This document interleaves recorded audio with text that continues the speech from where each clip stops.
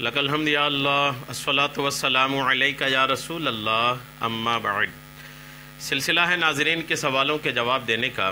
ناظرین ہمارے چینل کے ویڈیوز کے کمنٹس میں اپنے سوالات کو لکھتے ہیں، ہم ان کے سوالوں کے جوابات قرآن و احادیث اور دیگر کتابوں کے حوالوں سے پیش کرنے کی سعادتیں حاصل کرتے ہیں۔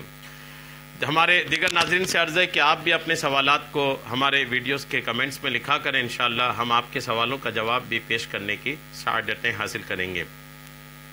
ہمارے ناظرین میں سے انہوں نے سوال کیے ہیں کہ کیا کسی کی قبر کے سامنے ہاتھ اٹھا کر دعا مانگ سکتے ہیں، چاہے وہ کسی مومن بندے یا بندی کی ہو؟ کیا درگاہ کے سامنے بھی ہاتھ اٹھا کے دعا نہیں مانگ سکتے؟ یہ ان کا سوال ہے۔ کسی مومنہ کے قبر کے پاس یا کسی درگاہ، کسی اللہ کے ولی کے مزار کے قبر کے پاس ہاتھ اٹھا کر کے دعا مانگ سکتے ہیں کہ نہیں؟ کل ملا کے یہ ہے کہ کسی قبر کے پاس ہاتھ اٹھا کر دعا مانگنا کیسا ہے، یہ ان کا سوال ہے۔ میں انشاءاللہ آپ کو جواب پیش کرتا ہوں، آپ توجہ کے ساتھ پورے جواب کو سنیے۔ ایک تعداد ہے لوگوں کی جو لا علمی کی بنا پر یہ سوچتے ہیں کہ قبر کے پاس ہاتھ اٹھا کر دعا نہیں مانگنی چاہیے۔ بعض ایسے لوگ بھی دیکھے گئے ہیں کہ جنازے کی نماز کے بعد ہاتھ اٹھا کر دعا نہیں مانگتے۔ ایک ایسے شخص سے میرا سامنا ہوا، میں نے اس سے دریافت کیا کہ آپ جنازے کے بعد ہاتھ اٹھا کر دعا کیوں نہیں مانگتے؟ تو ان کا یہ کہنا تھا کہ ہم ہاتھ اٹھا کے دعا مانگیں گے تو کوئی دیکھے گا تو یہ سوچے گا کہ ہم میت سے مانگ رہے ہیں۔ یہ عجیب و غریب کی ذہنیت کے لوگ ہوتے ہیں۔ بھلا میت سے کیا مانگے؟ میت جو سامنے بے جان پڑی ہے، اگر وہاں کوئی لوگ دعا کرتے ہیں تو عقل مند تو یہی سمجھے گا نا کہ وہ مردے کے لیے دعا کر رہے ہیں، مردے سے دعا نہیں کر رہے ہیں۔ بہرحال طرح طرح کے لوگ ہیں، لوگ اپنے اپنے حساب سے اسلام کو سمجھنے کی کوشش کرتے ہیں۔ اللہ کرم فرمائے صحیح اسلام لوگوں کو سمجھ میں آ جائے۔ رہی بات کسی قبر کے پاس کھڑے ہو کر کے یا بیٹھ کر کے ہاتھ اٹھا کر کے دعا مانگ سکتے ہیں کہ نہیں، کیا رسول اللہ کی سیرت سے یہ ثابت ہے؟ کیا ہمارے نبی کی حیات سے یہ ثابت ہے؟ کیا ہمارے نبی نے کبھی کسی قبر کے پاس ہاتھ اٹھا کر دعا مانگا ہے؟ یہ ایک اہم بات ہے، آپ اس کو سنیے، میں دلیلوں سے واضح کروں گا، ثبوت کے ساتھ آپ کو یہ بات پیش کروں گا کہ ہمارے نبی علیہ السلام نے الحمدللہ اپنی زندگی میں قبر کے پاس آپ نے ہاتھ اٹھا کر کے دعا مانگا ہے۔ اس کے بہت سارے دلائل ہیں، بہت سارے ثبوت ہیں، ان میں سے کچھ میں آپ کو پیش کرتا ہوں۔ میت کو دفن کرنے کے بعد آقا کریم علیہ السلام کی ترغیب بھی ہوتی تھی، آقا کریم کا طریقہ بھی ہوتا تھا کہ کسی میت کو دفن کرنے کے بعد آقا کریم علیہ السلام خود بھی میت کے لیے آپ ہاتھ اٹھا کر ان کی قبر کے پاس دعا مانگتے تھے، اور دوسرے لوگوں کو بھی آقا کریم ارشاد فرماتے تھے کہ اپنے مومن بھائی کے لیے دعا مانگو۔ دفن کرنے کے بعد میت کے لیے دعا کرنا نبی کریم علیہ السلام سے ثابت ہے۔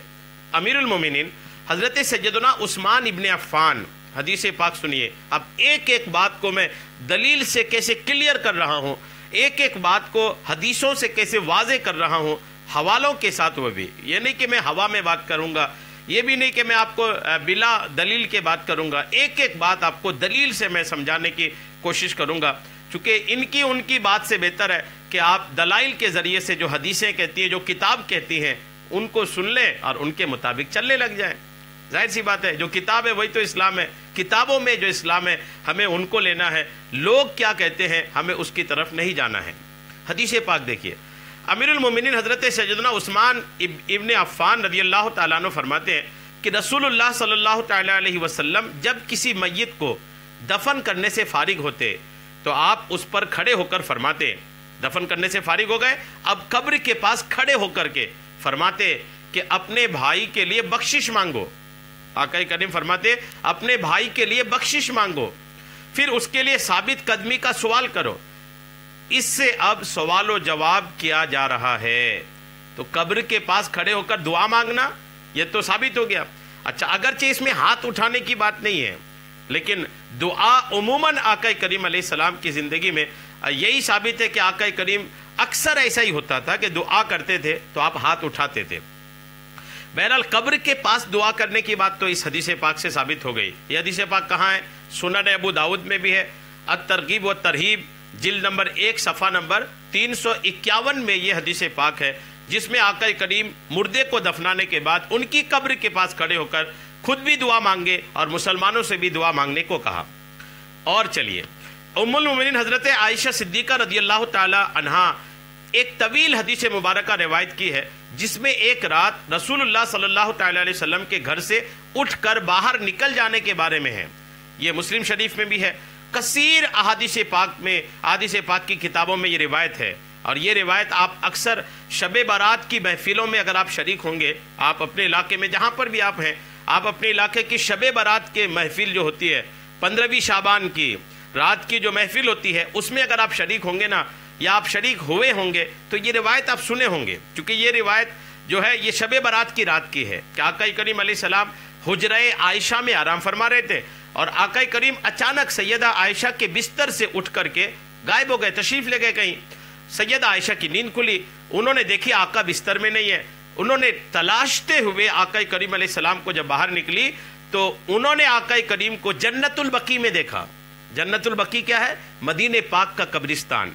सैयदा आयशा कहती कि मैंने आका करीम को जन्नतुल बकी में पाई, और जब जन्नतुल बकी में पाई तो आका करीम अलैहिस्सलाम उस वक्त क्या कर रहे थे, आप सुनिए।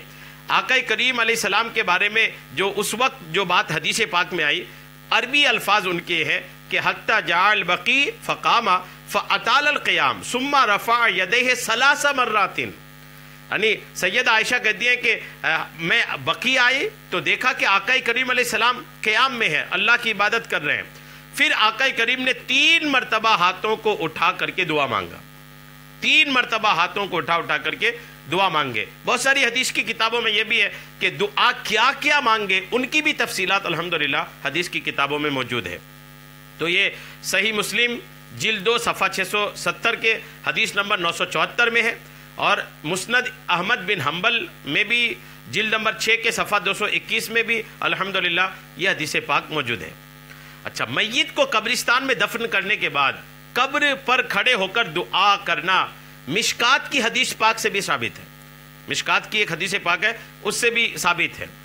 इसके अल्फाज हैं, उस हदीस पाक के जो अल्फाज हैं वो ये है कि इज़ा फरेगा मिन दफनिल मय्यित वक़फ़ा अलैहि फ़क़ाला अस्तग़फ़िरु लिअख़ीकुम सुम्मा सल्लू लहू बित्तस्बीत फ़इन्नहु अलआन यसअल। हज़रत उस्मान गनी फरमाते हैं कि आका करीम दफने मैयत से फारिग होकर कब्र पर खड़े होते हैं और फरमाते हैं अपने भाई के लिए दुआए बख्शिश करो, उसके लिए बारगाह इज़्दी में साबित कदमी की दरख्वास्त करो। उस वक्त उनसे सवाल किया जाना है। यह मिशकात शरीफ की हदीस पाक है। अमीरुल मोमिनीन हज़रत उमर इब्न ख़त्ताब से रिवायत है कि जब ग़ज़वा बद्र के दिन हुज़ूर नबी अकरम अलैहिस्सलाम ने मुशरिकीन की तरफ देखा तो वो 1000 थे और आप अलैहिस्सलाम के साथ 300 थे। सहाबा किराम अलैहिम रिज़वान अजमईन भी थे। तो आका करीम वहाँ भी हाथ उठा करके बुलंद आवाज़ से दुआ की। ये मेरा पेश करने का मतलब ये है कि आका करीम जब दुआ मांगते थे ना तो हाथ उठा करके दुआ मांगते थे। ये सही मुस्लिम की हदीस पाक है।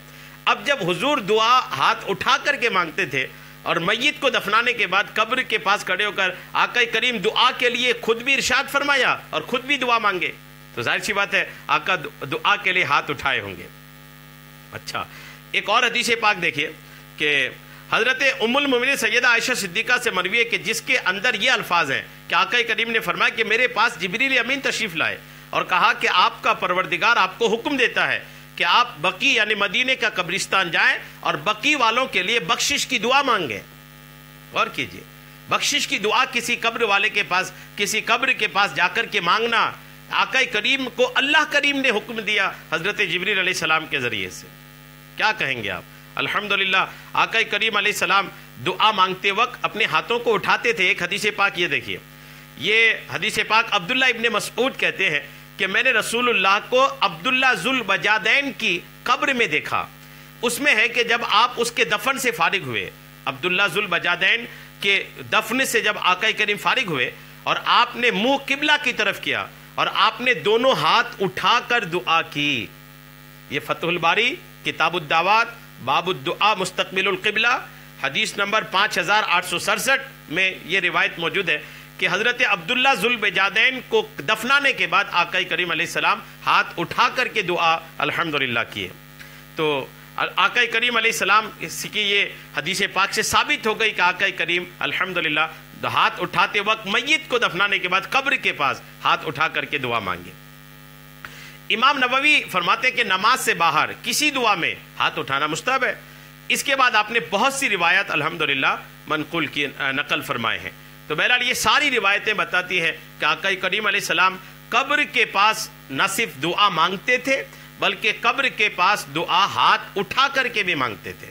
جی ہاں، جو بعض لوگ ایسا احمقانہ بات کرتے ہیں، نادانی والی بات کرتے ہیں کہ ہم اگر قبر کے پاس کھڑے ہو کر ہاتھ اٹھا کے دعا مانگے تو کوئی دیکھنے والا یہ سمجھے گا کہ قبر والے سے مانگ رہا ہے۔ یہ عجیب سی بات ہے، قبر والے سے کون مانگتا ہے؟ قبر والے کے پاس جا کر قبرستان میں آدمی قبر والوں کے لیے دعا کرتا ہے۔ ایک نادان سے نادان مسلمان کو بھی اگر آپ کہیں گے کہ آپ قبرستان جا کر قبر کے پاس ہاتھ اٹھا کر کیا کر رہے تھے، تو وہ کہے گا کہ ہم ان کے لیے دعا کر رہے تھے۔ نادان سے نادان مسلمان بھی ہو۔ تو بہرحال امید ہے میری بات آپ کو سمجھ میں آ گئی ہوگی کہ قبر کے پاس ہاتھ اٹھا کر دعا مانگنا نہ صرف سنت مصطفیٰ سے ثابت ہے بلکہ یہ صحیح بھی ہے۔ اور درگاہ کی جہاں تک بات ہے تو جب عام مومن کی قبر کے پاس کھڑے ہو کر دعا مانگ سکتے ہیں ہاتھ اٹھا کر، تو درگاہیں تو پھر درگاہیں ہیں، وہ تو اللہ کی رحمت کے اترنے کی جگہ ہیں۔ جہاں پر اللہ کے ولی کا مزار ہے وہاں پر تو اللہ کی رحمتیں نازل ہوتی ہے، تو وہاں تو بلا شبہ ہاتھ اٹھا کر دعا مانگ سکتے ہیں کہ وہاں دعا کی قبولیت کی جگہ ہے۔ اللہ کریم ہم سب کو دعائیں کرنے کی توفیقیں عطا فرمائے، اللہ کریم ہم سب کی دعائیں قبول بھی فرمائے، آمین بجاہ النبی الامین صلی اللہ تعالی علیہ وسلم۔